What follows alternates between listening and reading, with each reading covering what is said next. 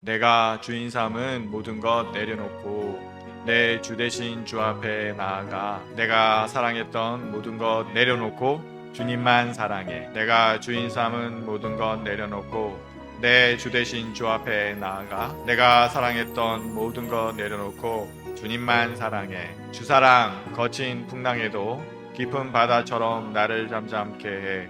주사랑 내 영혼의 반석 그 사랑 위에 서리. 아멘. 주님에 대한 사랑을 얘기하고 있습니다.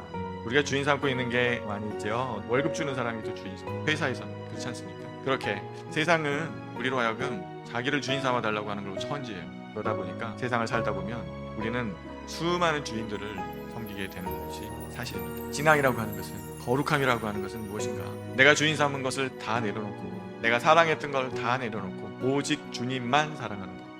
이것이 신앙, 우리의 기독교고 우리가 추구하는 삶의 방향이 아닌가 싶습니다. 이 말을 하면서도 이 말이 얼마나 어려운지는 다들 알고 있죠. 그래서 매일매일 매 순간순간 내가 주인 삼은 것을 내려놓고 주님을 사랑한다는 고백을 우리가 할 수 있어야 되겠습니다. 주님을 사랑한다는 것이 얼마나 힘든지를 3절에서 얘기해주고 있죠. 주 사랑, 우리를 험난하게 하고 우리를 넘어뜨리려고 하는 거친 풍랑과 깊은 바다가 있습니다. 우리는 주 사랑, 거기 위에 내 영혼의 반석이 되어야 되고 그 사랑 위에 서야 된다는 것을 오늘 찬양에서 고백하고 있습니다. 주님을 사랑하는 것, 주님만을 나의 주인 삼는 것, 그것이 우리의 신앙 삶이며 거룩한 삶입니다. 오늘 찬송 같이 한번 읽어볼까요? 내게로 오라 하신 주님의 말씀을 따라 나와서 내 몸과 마음을 주께 드리니 주여 받아 주소서. 내 뜻과 정성 모두어 주 예수 따라가오니 내 갈 길 인도하여 주소서. 오 나의 주시여, 내 마음에 주의 성령 오셔서 정결케 하여 주시고 주님의 귀한 성전 삼으사 항상 계시옵소서. 나 주님 힘써 섬기며 늘 충성하며 살리니 내 갈 길 인도하여 주소서. 오 나의 주시여, 내 참된 친구 되신 구주여 나에게 임재하시사 이 세상 끝날 되어 숨질 때 주여 함께 하소서.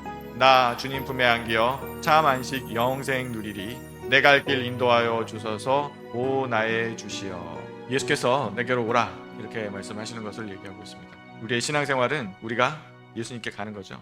예수님께서 받아주시는 것이죠. 우리의 가는 것과 예수님의 받아주신, 그게 우리의 신앙생활인 것 같습니다. 내가 예수님을 찾아간 것 같은데 막상 우리의 삶을 돌이켜보면 주님께서 우리를 받아주시고 이끌어주셨다는 것을 또 느끼게 되죠. 이게 신앙생활의 참 신비인 것 같아요. 그래서 내게로 오라 주님이 하셨고 내가 가고 주님 받아주시옵소서. 그래서 우리가 이제 주 예수를 따라가는, 하나님 예수께서 인도해 주신 그 길대로 나아가는 것, 그것이 바로 신앙인의 삶이요 거룩한 삶입니다. 본문을 하기 위해서 에스겔서의 이제 흐름을 좀 알 필요가 있는 것 같아요.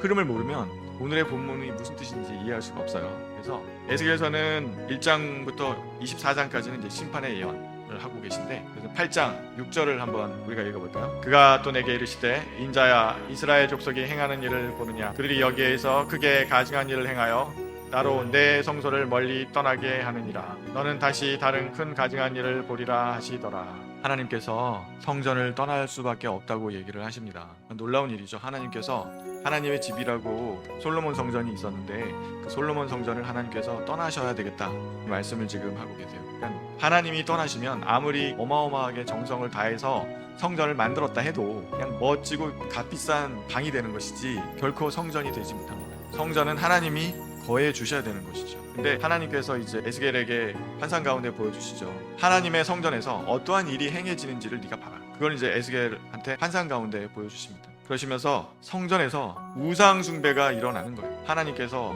에스겔한테 보여주시면서 나는 이제 성소를 떠나야 되겠다. 금과 은으로 치장된, 보석으로 치장된 그냥 방일 뿐이다. 나는 떠나시겠다. 이렇게 얘기를 하십니다. 그것이 이제 내가 이 민족을 심판할 수밖에 없다. 내가 가나안 백성만 심판할 거라고 생각하느냐? 아니다. 나는 심판 주고 정의의 하나님, 공평한 하나님이시니까 나의 성전에서 가증한 일, 우상 숭배를 하는데 내가 여기 있을 수가 없고 나는 이스라엘 백성을 떠나가겠다. 이렇게 말씀을 하시는 거죠. 그게 에스겔서 처음에 나오는 하나님께서 왜 심판하실 수밖에 없는지를 설명해 주시는 중에 이게 아주 핵심적인 내용입니다. 그래서 내가 성전을 떠나겠다. 이스라엘을 떠나겠다는 말씀이시죠. 이스라엘의 정신적인 중심은 성전이었는데 하나님께서 떠나시겠다 그러면 성전에서 떠나가시면 이스라엘에서 떠나가시는 게 아니겠습니까? 그래서 이스라엘의 이제 멸망을 얘기하시죠. 아레논 애굽이요 오른쪽은 바벨로니아, 위쪽은 페르시아. 지중해 큰 세력들이 이렇게 있고 거기에 육교같이 있는 나라가 이스라엘이거든요. 하나님이 떠나가시면 이스라엘은 존재할 수가 없는 거예요. 에스겔서 24장 16절 21절 같이 한번 읽어볼까요? 내가 내 눈에 기뻐하는 것을 한번 쳐서 빼앗으리니 너는 슬퍼하거나 울거나 눈물을 흘리거나 하지 말며 너는 이스라엘 족속에게 이르기를 주 여호와의 말씀에 내 송소는 너희 세력의 영광이요 너희 눈의 기쁨이요 너희 마음의 아낌이 되거니와 내가 더럽힐 것이며 너의 버려둔 자녀를 팔에 엎드러지게 할지라. 아멘. 하나님께서 이렇게 말씀하시죠. 이제 심판이 임할 것이니까 이건 마땅히 행할 것이고 내가 참고 또 참았어. 그러니까 에스겔 너 슬퍼하지 마. 이거는 마땅히 받아야 되는 것이다. 요렇게 이제 말씀을 하시는 거죠. 그래서 슬퍼하거나 울거나 눈물을 흘리거나 하지 말며 요렇게 말씀을 하시는 것이죠. 그리고 그 대가를 이스라엘 백성에게 치르게 할 것이다. 이렇게 무섭게 얘기하시죠. 이게 1장부터 24장까지예요. 앞부분 48장까지 있는데 이스라엘 심판에 대한 얘기가 방을 차지해요. 에스겔은 장절이 잘 안 넘어가요. 내용도 어렵게 비유가 너무나 많고 상징이 많이 들어가 있어서 읽기 어려운 데다가 또 내용도 무서워요. 그러니까 우리가 귀히 여긴다, 소중하게 생각한다는 게 중요한 것이 아니고 하나님께서 정말로 함께해 주시는가. 그렇지 아니하다면 아무리 아름답고 멋진 교회 건물이라 할지라도 아무리 아름답게 교회를 치장한다 할지라도 아무런 의미가 없다. 이렇게 말할 수 있을 것 같습니다. 그래서 이제 성전을 떠나가시는 하나님의 모습이 나타나고 있어요. 여호와의 영광이 성전 문지방을 떠나서 그룹들 위에 머무르니 그룹들이 날개를 들고 내 눈앞에 땅에서 올라가는데 그들이 나아갈 때 바퀴도 그 곁에서 함께 하더라. 그들이 여호와의 전으로 들어가는 동문에 머물고 이스라엘 하나님의 영광이 그 위에 덮였더라.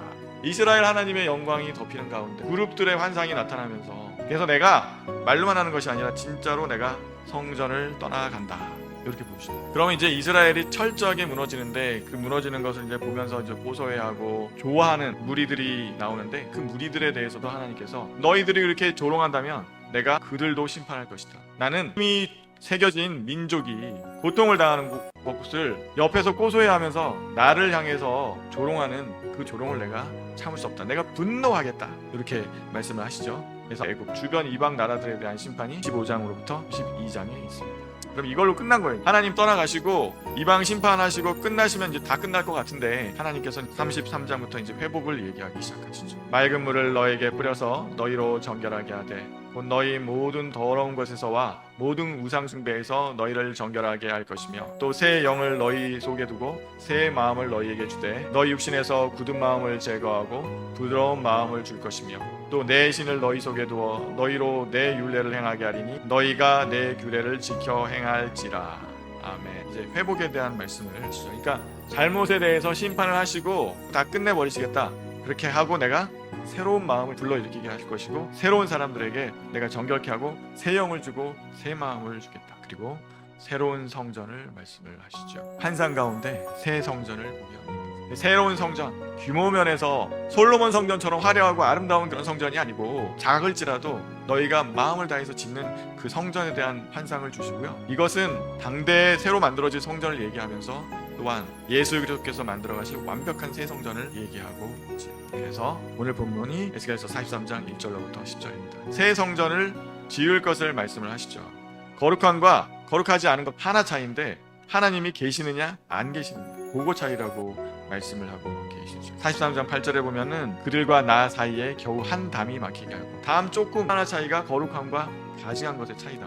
하나님이 계신 곳이 거룩한 곳이고 하나님이 계시지 아니한 곳은 거룩하지 아니한 곳인데 그곳이 한 담 차이다. 성스러운 교회와 하나님이 함께 계시는 교회와 하나님이 함께 하시지 않는 교회 엄청난 차이가 있을 것 같은데 그렇지 않다는 거예요. 그래서 저는 이 거룩한 삶, 경건한 삶, 이 삶을 생각하면서 다시 신약을 생각하게 되었습니다. 우리 한번 같이 볼까요? 내가 문 밖에 서서 두드리노니 누구든지 내 음성을 듣고 문을 열면 내가 그에게로 들어가 그와 더불어 먹고 그는 나로 더불어 먹으리라. 이것이 거룩하심의 초대입니다. 그분이 오시면 우리는 거룩한 백성이 되는 거예요. 거룩함과 거룩하지 않은 것의 차이는 딱 한 가지. 주님이 우리 가운데 거하시느냐 거하시지 않느냐죠. 우리가 그분을 영접하느냐 영접하지 않느냐에 있는 거지. 에스겔서에서도 얘기하듯이 하나님이 함께 하시면 거룩한 곳이 되는 거예요. 우리 인간의 본성상 우리는 죄에서 완전히 자유로울 수가 없습니다. 불가능해요. 그래서 하나님이 우리 가운데 거하시고 그분이 와 계시면 거룩한 곳이 되는 겁니다. 우리를 거룩하게 만들어 주실 수 있는 분은 오직 예수 그리스도 그분밖에 없다. 에스겔서의 결론이 그거죠. 하나님이 계신 곳이 거룩한 곳이다.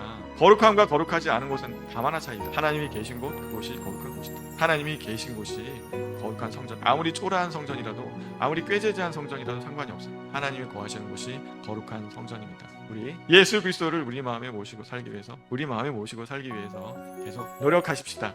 아멘.